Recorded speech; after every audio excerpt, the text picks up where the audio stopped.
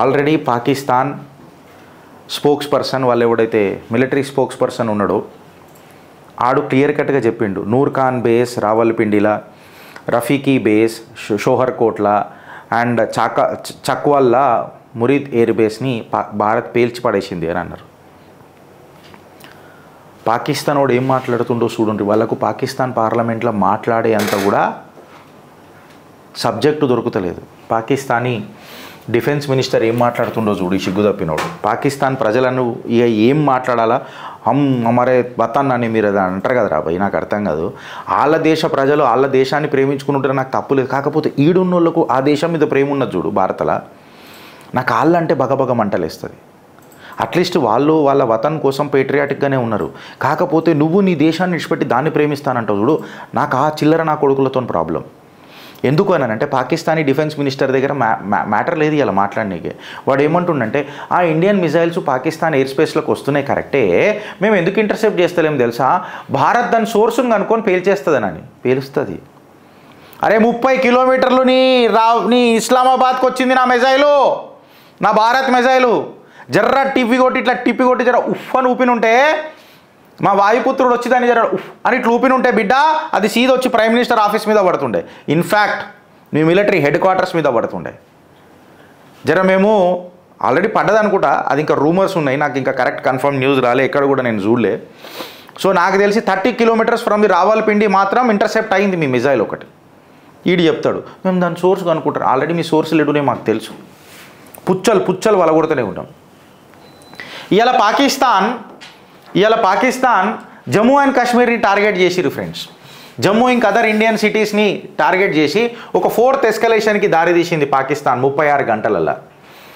భారత్ అన్ని అటెంప్ట్లను ఫాయిల్ చేసింది, ఖతం చేసేసింది. హెవీ రిపోర్ట్స్ ఆఫ్ షెల్లింగ్ మీకు సాంబా సెక్టార్లో కనిపిస్తుంది. Pakistan violated the cease fire violation once again. ఇంకా యాజ్ పర్ ది సోర్సెస్ ఏం మాట్లాడుతున్నాయంటే జమ్మూ ఎయిర్పోర్ట్ ఇంకా మిలిటరీ ఇన్స్టాలేషన్స్ మీద కూడా దాడులు చేసే ప్రయత్నం చేసిర్రు, డ్రోన్లు పంపించిర్రు. ఆ డ్రోన్లను మొత్తం న్యూట్రలైజ్ చేసింది మన సుదర్శన చక్ర. రియల్ టైం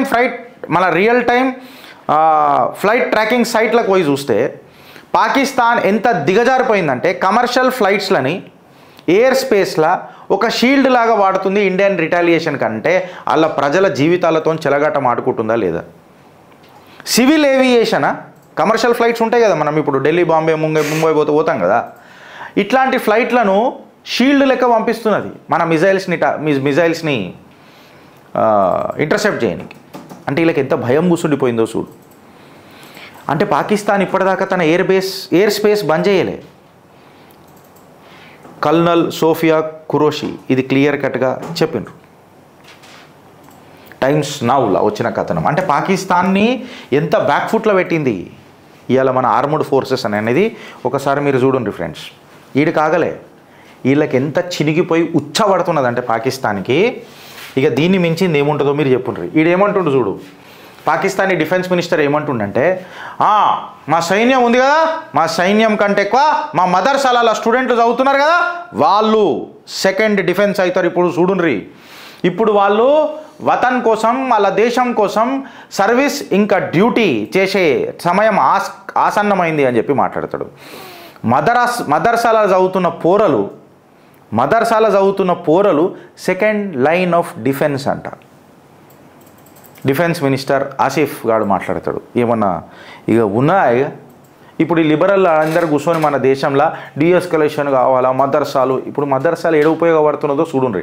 అంటే ఇది మన వెనకటికి కూడా నేను ఇంటెల్ గురించి మాట్లాడుతున్న ఫ్రెండ్స్, రక్షక బలగాలు ఆల్రెడీ అప్రమత్తం ఉంటాయి. మనం కోడికిస్కా కొట్టాం, మన కోడి దిమాకి ఎన్ని ఆలోచనలు వస్తే రక్షక బలగాలు ఎట్లుంటారు, వాళ్ళు ట్రైన్డ్ అయి ఉంటారు ఇట్లాంటి ఘాతక్ ఫోర్సులతో. వెనకటికి ముల్లా మునీర్ గారు అన్నాడు ఒక మాట, ఏమని అన్నాడు, కాశ్మీర్ మా జగలర్ వేన్లలో ఉన్నది అని అనగానే పహల్గామ్లో పెద్ద పంచాయతీ అయింది, 26 మందిని పొట్టన పెట్టుకున్నారు, ధర్మం అడిగి చంపినరు, నువ్వు హిందువా అని చెప్పి చంపినరు.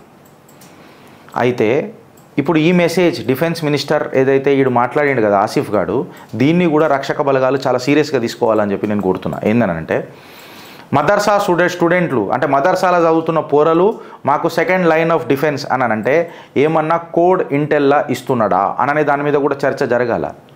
ఎందుకంటే మనకు భారత్లో బయట దుష్మన్ల కంటే ఇంటర్నల్గా దుష్మన్లు పెద్దగా ఉన్నారు. స్లీపర్ సెల్స్ని ఏమైనా మళ్ళీ యాక్టివేట్ చేస్తున్నాడా ఈ మెసేజ్ ఇచ్చి? ఒక సివిల్ వార్ వైపు భారత్ని నూకుతున్నాడా అని అనేది కూడా మనం అప్రమత్తంగా ఉండాలా. బుల్డోజర్లు యాక్టివేట్ కావాలా తేడాలు ఏమన్నా వస్తే. టు దట్ మ్యాటర్ భారత్కి అలా అమెరికా మద్దతు తెలిపినట్టే తెలుపుతున్నది. US will support the important partner against terrorism అని మాట్లాడుతుంది. అదేది గిరీష్ తెలుపుతున్నట్టే తెలుపుతుంది అని చెప్పి మాట్లాడినామంటే మీకు నెక్స్ట్ స్లైడ్లల్లో పరిచయం అవుతుంది. Putin the all time friend, the all weather friend, all season friend అంటాం కదా. రష్యా భారత్కి బ్లాంకెట్ సపోర్ట్ చేస్తుంది. బ్లాంకెట్ అప్రూవల్ అంటాం కదా మనం ఏదైనా చల్ కానీ నేను చూసుకుంటానని కంప్లీట్గా సపోర్ట్ చేస్తానన్నది. మన పర్మనెంట్ మిత్రుడు ఇజ్రాయెల్ కూడా భారత్కి సపోర్ట్ చేస్తానన్నది. కంప్లీట్గా పాకిస్తాన్ అయితే పెద్ద పెద్ద దేశాలు ఒక తీవ్రవాద దేశం లెక్క మాత్రం చిత్రీకరించేసినాయి. అయితే ఏంది గిరీష్ అని అంటే ఆ పరమేశ్వరుడు ఆశీర్వాదమో లేకపోతే ఏందో నాకు తెలియదు. సోషల్ మీడియాలో వచ్చిన కథనం నేను తీసుకున్నా, మళ్ళీ అది వాస్తవమా లేదా నాకు తెలియదు. ఇవాళ పొద్దున నాకు తెలిసింది ఏంటంటే పాకిస్తాన్లోనంట ఆ భూకంపం వచ్చిందట. 4.0 మ్యాగ్నిట్యూడ్తో భూకంపం వచ్చిందట.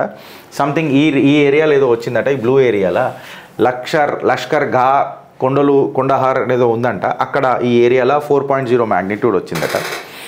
నేను పాకిస్తాన్ వాళ్ళకి ఏం చెప్తున్నానంటే భూకంపం వస్తుంది, సడన్గా గ్లేషియర్లు కూడా మెల్ట్ అవుతాయి రే. సడన్గా గ్లేషియర్లు మెల్ట్ అయి పాకిస్తానీ పోస్టులన్నీ పోతాయి. భారత్ తన ఘాతక్ అస్త్రాలను ఇంకా బయటికి తీయలే. షాయద్ ఇంకా బ్రహ్మోస్కి ఇట్లా తీసి ఇట్లా మంట అంటియలే. అగ్ని 5 एक बार मौका दो ना जाके देख के आता हूँ अपने बच्चों को అని చెప్పి అగ్ని కూడా మాట్లాడుతుంది.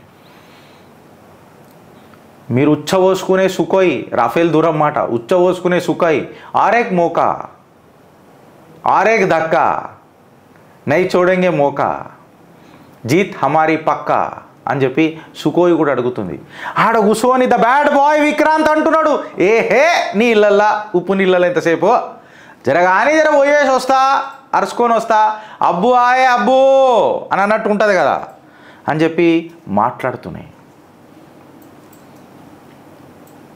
కేవలం మా ఆకాష్కే నువ్వు ఇంత పరేషాన్ అయిపోయినావు, మా హరూప్ డ్రోన్లకే నువ్వు ఇంత పరేషాన్ అయిపోయినావు, మా P8 ప్లేన్ ఏదైతే మీదకి ఎగిరిందో దాన్ని చూసే నువ్వు ఇంత పరేషాన్ అయినావు, కేవలం సరిహద్దుల మీద నుంచి ఇట్లా రఫైల్ ఒక కట్టు కొడితేనే నువ్వు పరేషాన్ అయినావు, ఉచ్చలేక అని అంటే పెట్రోల్ లేక, మీకు ఉచ్చనే కదా పెట్రోల్, మీ జట్లు కింద పడ్డాయి, నువ్వు స్టెల్త్ ఫైటర్ అని కొట్టు కింద పడ్డది.